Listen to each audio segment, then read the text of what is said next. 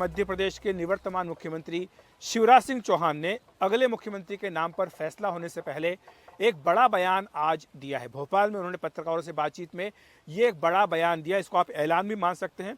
आज उन्होंने कहा कि वो मुख्यमंत्री पद के दावेदार न तो पहले कभी रहे और ना आज है।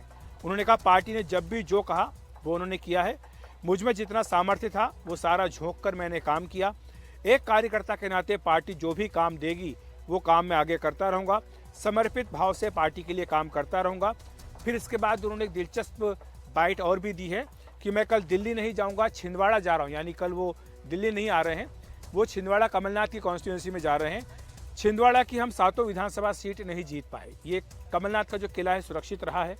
उन्होंने कहा कि मेरा संकल्प है कि सभी 29 लोकसभा सीटें बीजेपी जीते और छिंदवाड़ा की सीट भी जीतना वो चाहते हैं। उन्होंने कहा कि मोदी जी के गले में 29 कमल की माला डालकर फिर से पीएम बनाना है। तो इसमें पीछे जो भाव छिपा हुआ है उसको समझिए कि मैं दिल्ली नहीं जा रहा हूं, यानी दिल्ली वो नहीं आना चाहते, ये भी एक मतलब हो सकता है। और 29 सीटें जीतना चाहते हैं, पीएम मोदी की झोली में डालना चाहते हैं, यानी लोकसभा का जो मिशन है वो भी वो पूरा करना चाहते हैं। तो क्या वो एक ये भी संदेश पार्टी आलाकमान को दे रहे हैं कि उन्हें ही जिम्मेदारी दी जाए? आइए सुन लेते हैं। पार्टी ने जब जो काम दिया उस काम को पूरी प्रामाणिकता, ईमानदारी और जितना मुझ में सामर्थ्य था उस सामर्थ्य को झोंक के मैंने वो काम पूरा करने का प्रयास किया है। मैं मुख्यमंत्री का दावेदार ना तो पहले कभी रहा और ना आज हूं।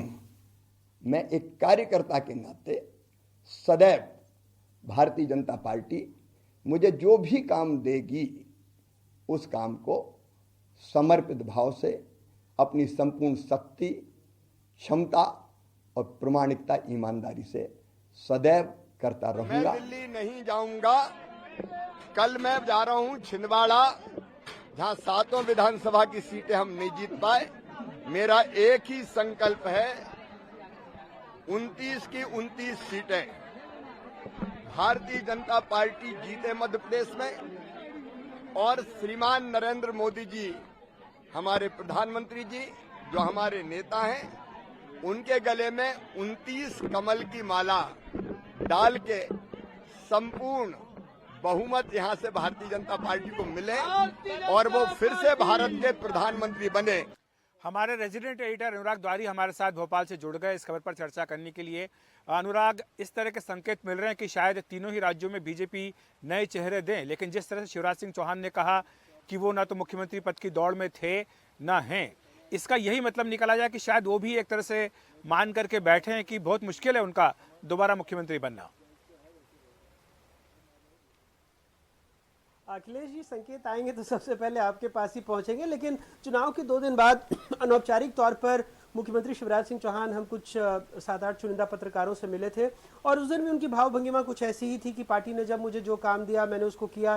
तो हमने लपक कर पूछ ही लिया कि आप मुख्यमंत्री की रेस में हैं या नहीं। तो पहले भी ऐसी बात आ रही थी कि आपको बहुत ज़्यादा इस बार केंद्रीय नेतृत्व और सामूहिक नेतृत्व की बातें आ रही। तो उन्होंने कहा कि जब मुझे इस तरह की बातें आई तो मैंने और ज़्यादा काम करना शुरू कर दिया। 165 मैंने रोड शो, रैलियां और तमाम जो आंकड़े हैं वो सही ही हैं और 12-13 हर दिन औसतन उन्होंने रैली की और बहुत और ज़्यादा काम किया और फिर खुद ही एक संतुष्टि के भाव में कहा कि पार्टी ने अब तक बहुत कुछ दिया है मुझे और अब कुछ और भी जिम्मेदारी देगी तो मैं उसे स्वीकार करूंगा। तो अब आज इस कड़ी में आपने देखा होगा कि किस तरह कैलाश विजयवर्गीय की बात आई थी कि अकेले लाडली बहना जिम्मेदार नहीं है इस विजय के लिए।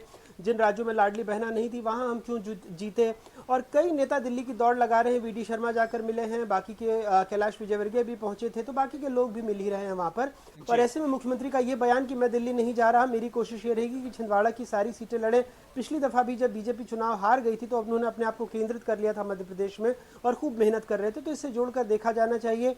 बाकी किसको मुख्यमंत्री बनाते हैं आप जानते हैं कि नरेंद्र सिंह तोमर से लेकर ज्योतिरादित्य सिंधिया, वी डी शर्मा और एक छुपा नाम और राजेंद्र शुक्ल जो एक कद्दावर ब्राह्मण चेहरा है, इसके अलावा भी प्रहलाद पटेल, ऐसे तमाम नेताओं के नाम आ रहे हैं, कद्दावर नेताओं के जो मध्य प्रदेश में चुनाव लड़े हैं। बनता कौन है, क्योंकि बीजेपी हर बार एक नया चेहरा या एक तरीके से सबको चमत्कृत कर देती है। तो क्या इस बार भी वही होगा, ये देखना दिलचस्प होगा। निश्चित तौर पर अनुराग, और आप इस पर नजर रखिए क्योंकि इस समय एक बड़ी बैठक चले जिसके बारे में शुरुआत में हमने आपको बताया था। प्रधानमंत्री निवास पर बीजेपी अध्यक्ष जेपी नड्डा पीएम मोदी से मिल रहे हैं। माना जा रहा है कि इसमें मध्य प्रदेश, छत्तीसगढ़, राजस्थान तीनों के ही मुख्यमंत्री के नामों पर चर्चा होगी और फैसला भी शायद कोई हो सकता है।